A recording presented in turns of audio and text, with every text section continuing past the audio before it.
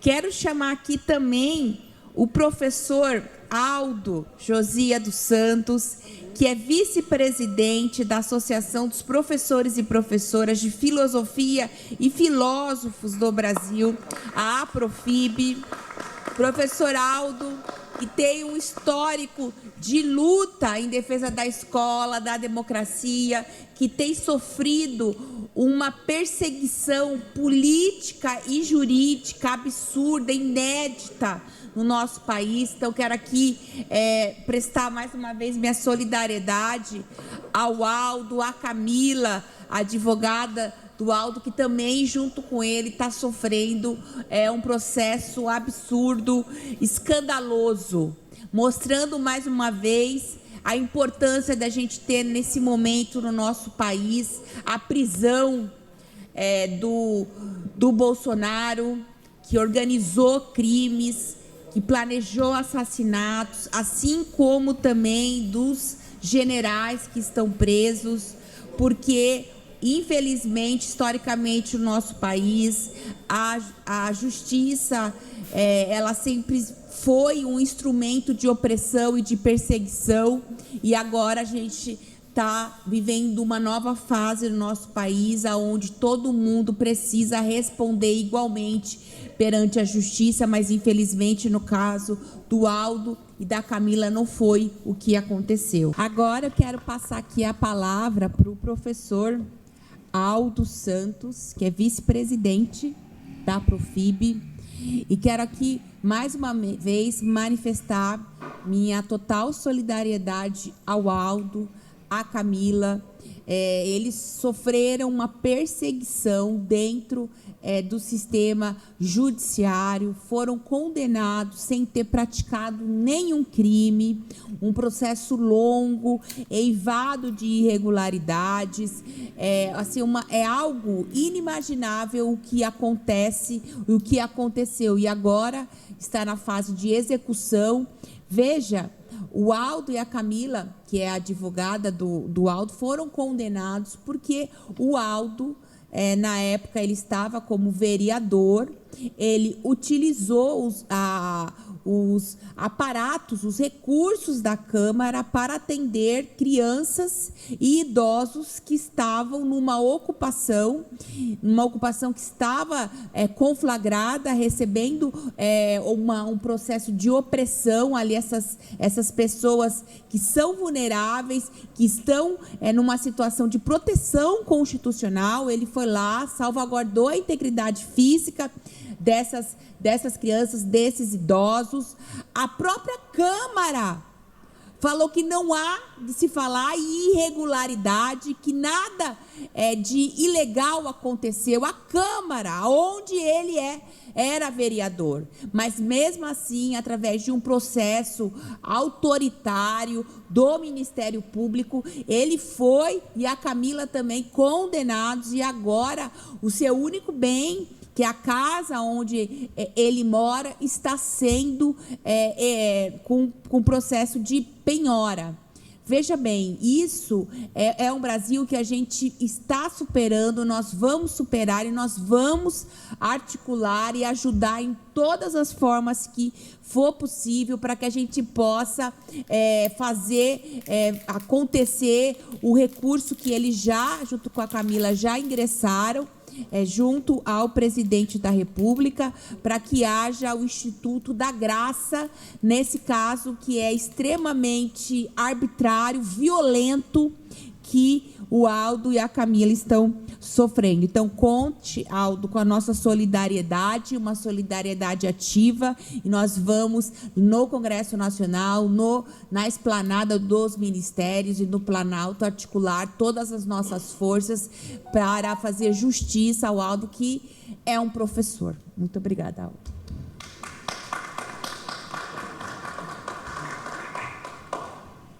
Bem, eu agradeço, Aliás, ela já, inclusive, marcou uma conversa nossa para terça-feira com Boulos lá no Ministério.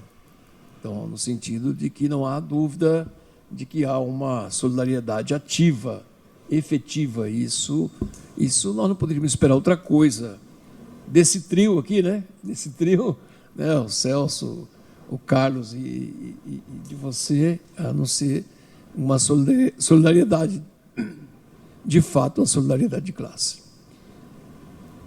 Mas eu queria aqui dizer duas coisas. Primeiro, antes, eu vi que o secretário, o governador, foi tão bem elogiado aqui hoje. E enquanto vocês estavam falando, eu estava pensando, né? Ele não merece os piores lugares. Mas eu estava pensando por que a nossa categoria está tão doente. Vocês não têm noção como os professores, os diretores, os funcionários estão absolutamente destroçados. E eu, né, me formei recentemente em psicanálise e estava até avaliando isso. E eu fiz uma rápida consulta aqui, dá para entender por que os subordinados, por que os professores, por que estão adoentados, né? E eu estava vendo aqui a psicopatia. Só pode ser isso. Só pode ser isso. Às vezes, considerada sinônimo de sociopatia, é caracterizada por comportamento antissocial persistente, empatia e remorsos prejudicados e traços ousados, desinibidos e egoístas. Acho que a gente conhece pessoas com esse perfil que está à frente da Secretaria Estadual de Educação. Nós conhecemos. Daí dá para saber como que alguém com esse potencial, né, pode transmitir para os outros todo tipo de adoecimento e sofrimento que nossa categoria está passando. Mas antes queria também, o Ferreirinha me trouxe aqui, dizendo que também foi apresentado aqui o projeto de sociologia no ensino fundamental. O Gianazzi apresentou, acho legal depois conversaram sobre isso também com as companheiras da Abex. Agradecer aqui a presença da nossa presidenta, a Neuza, essa companheira está aqui presente, quietinha, mas de uma competência fantástica. Agradecer também o Jaime, advogado. O Jaime teve a coragem, em nome da Profesp, a Profib e a Abex, de questionar juridicamente, fazer uma ação contra o governo do Estado, por conta do que eles fizeram com o concurso público de sociologia, no tocante à filosofia e à sociologia. Então ele fez um projeto, foi para cima, eles foram obrigados a responder, mesmo não querendo responder, mas gerou uma polêmica boa na rede, e a polêmica está aberta. Então foi esse companheiro, o Jaime, e eu tenho orgulho, inclusive, é nosso diretor, inclusive, jurídico da Profib, e é o advogado que está acompanhando a minha causa e que está fazendo um trabalho muito bem feito, assim como outros companheiros e companheiras. Dizer para o Gianazzi e dizer para o Celso e para a Luciane que, indiscutivelmente, essa casa tem nos ajudado muito. O Gianazzi tem exercido um papel extremamente importante enquanto educador, Em 2012, nós realizamos o primeiro encontro de professor de filosofia e sociologia da rede pública estadual. Teve encontro que nós fizemos com 200, 300, 400, porque na ocasião o João Palma, que era secretário, ele possibilitou o abono de ponto para nós realizarmos o encontro. Esse aí corre da gente como o diabo corre da cruz, e não pode nem falar de reunião de filósofos ou de sociólogos, não pode nem falar. Então, eu acho que é fundamental a realização. O Gianazzi ajudou de lá, o Celso está com o projeto na Câmara Municipal e a Luciane está com o projeto lá em Brasília. Eu acho até que as audiências públicas, quem sabe, fica a critério de vocês, incluir de que nós vamos discutir a ensino e filosofia no fundamental e no médio.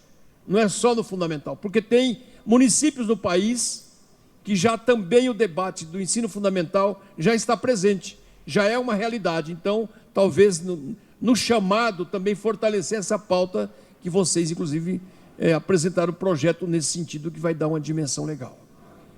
Mas eu queria dizer, colegas, que esse debate aqui é um debate extremamente importante. Eu estou aqui com a resolução com a resolução 160, o Genasso fez menção, de 28 de novembro de 25, e aqui nós temos o anexo 1 das matrizes de 2026.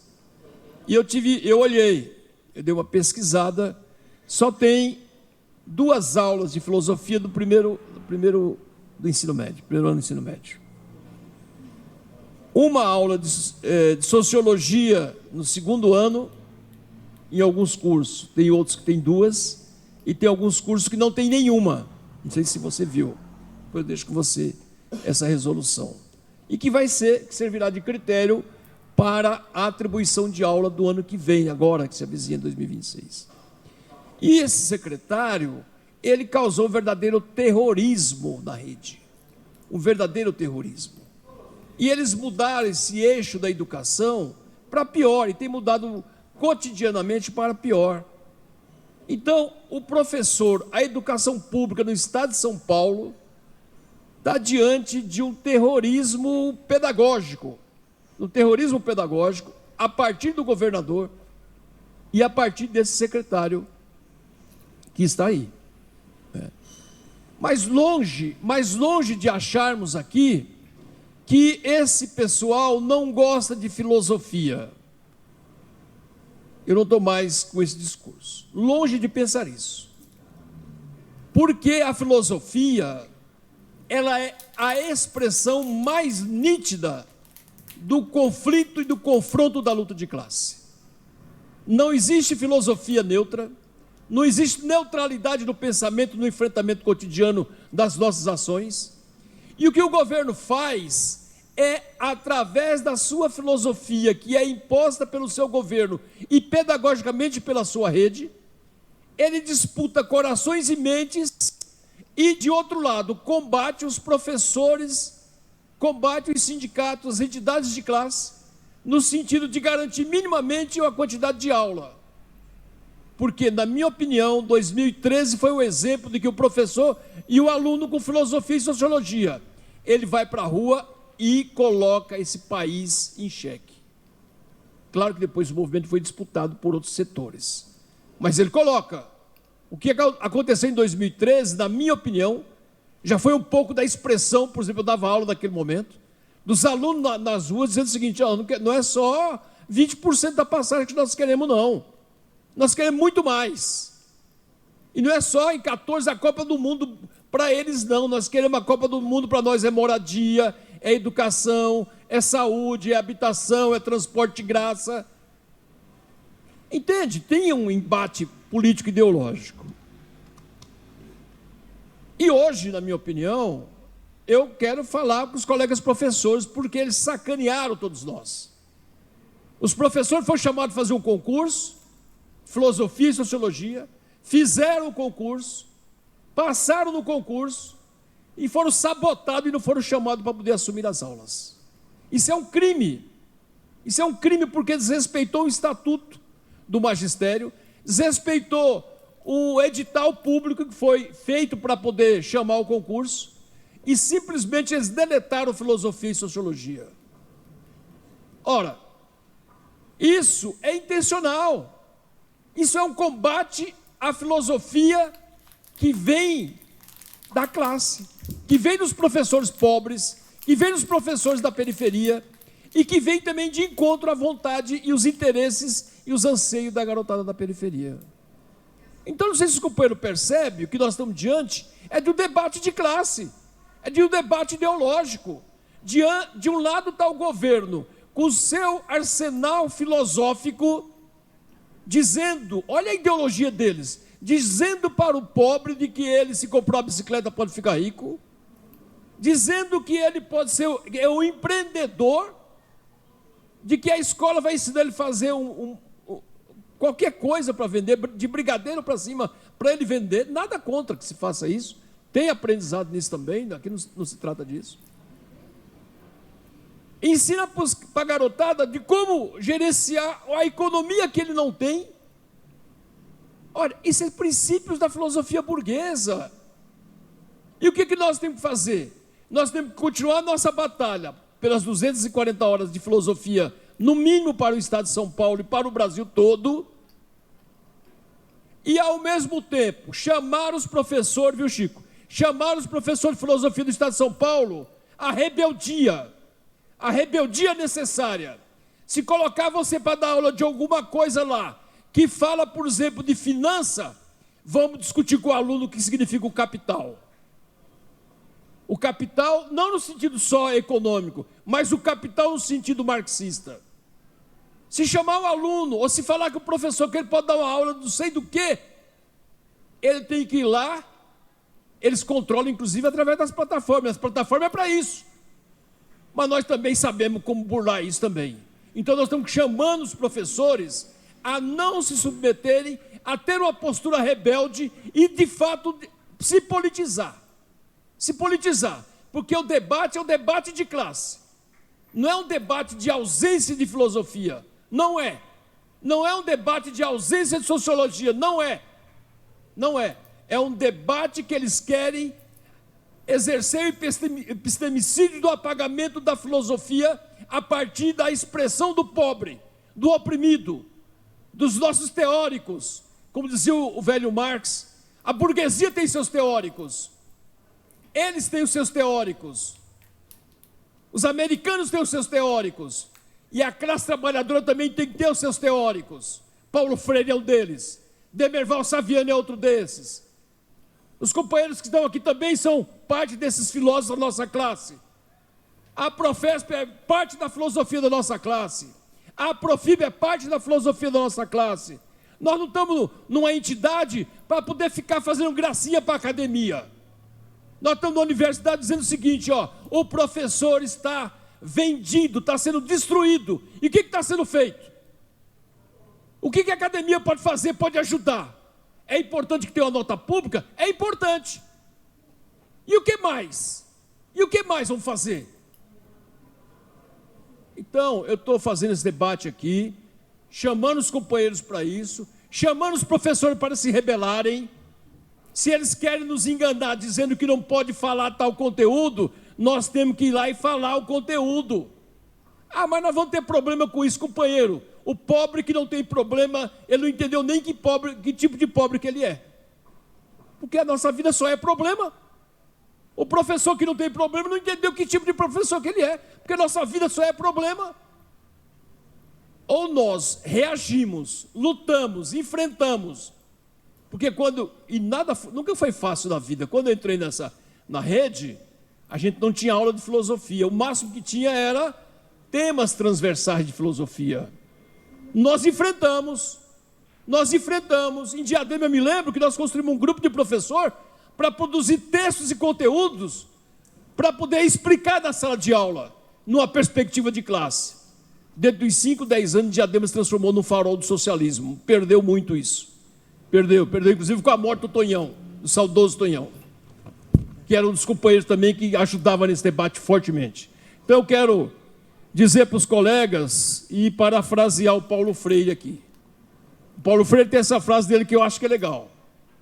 E parafrasear ele no seguinte aspecto: se a filosofia sozinha não transforma a sociedade, sem ela, tampouco a sociedade mudará. Ele falou isso em relação à educação.